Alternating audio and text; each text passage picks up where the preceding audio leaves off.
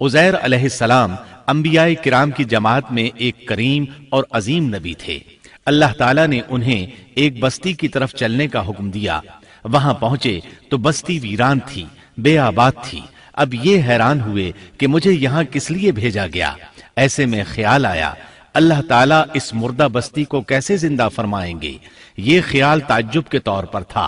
अल्लाह ताला सूरतुल बकरा आयत 259 में फरमाते हैं, أو كالذي مر على قرية وهي خاوية على عروشها قال أنى يحيي هذه الله بعد موتها فأماته الله 100 عام ثم بعثه قال كم لبثت قال لبثت يوما أو بعض يوم قال بل لبثت 100 عام فانظر إلى طعامك وشرابك لم يتسنه وانظر إلى حمارك ولنجعلك آية للناس وانظر إلى العظام كيف ننشزها ثم نكسوها لحما فلما تبين له قال أعلم أن الله على كل شيء قدير۔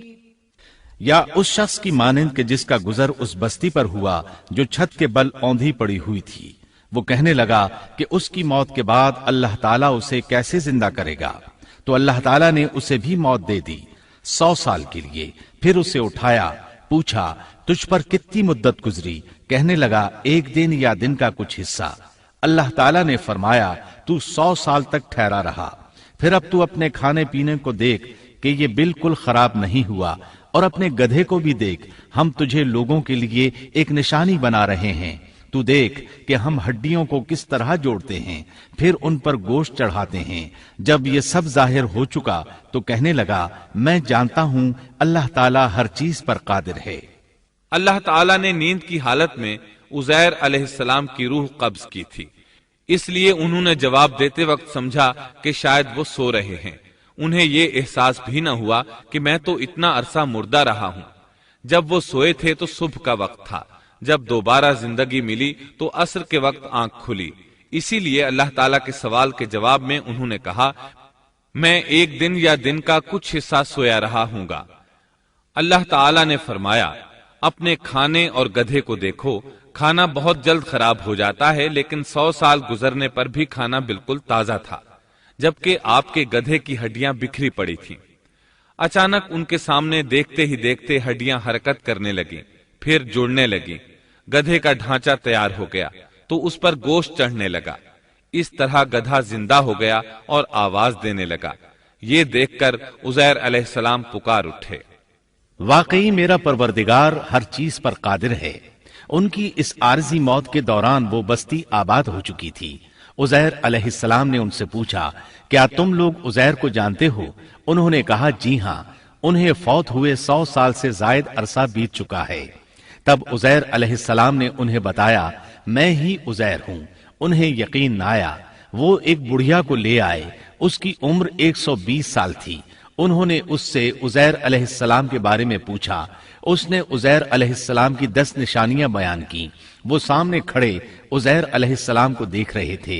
तब उन्हें यकीन आया। उज़ैर अलैहिस्सलाम उनके दरमियान क़याम पजीर रहे। आपने उन्हें नए सिरे से तौरात की तालीम दी। वो उसको भूल चुके थे। बस्ती वाले उनसे बहुत मुतासिर हो गए, उनकी ताजीम करने लगे। इस अजीम मोजज़े की वजह से रफ्ता रफ्ता वो उन्हें अल्लाह का बेटा तसव्वुर करने लगे। अल्लाह ताला सूरह तौबा आयत 30 में फरमाते हैं وقالت اليهود عزير ابن الله، और यहूदियों ने कहा उज़ैर अल्लाह के बेटे हैं।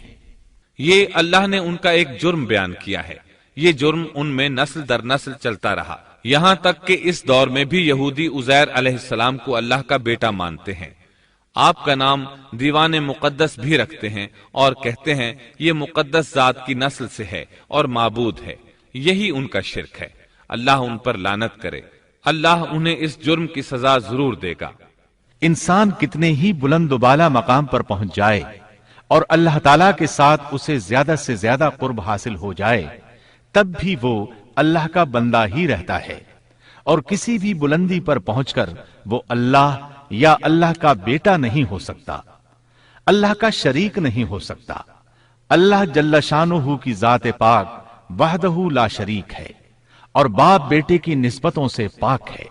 लिहाजा इंसान की सबसे बड़ी गुमराही ये है कि वो जब किसी बरगुजीदा इंसान से ऐसे उमूर सादिर होते देखता है जो अक्ल में नहीं आते, तो रोब या अकीदत की बिना पर पुकार उठता है कि ये हस्ती तो खुद अल्लाह है जो इंसानी शक्ल में आई है, या उसका बेटा है, या अल्लाह ताला की शरीक है।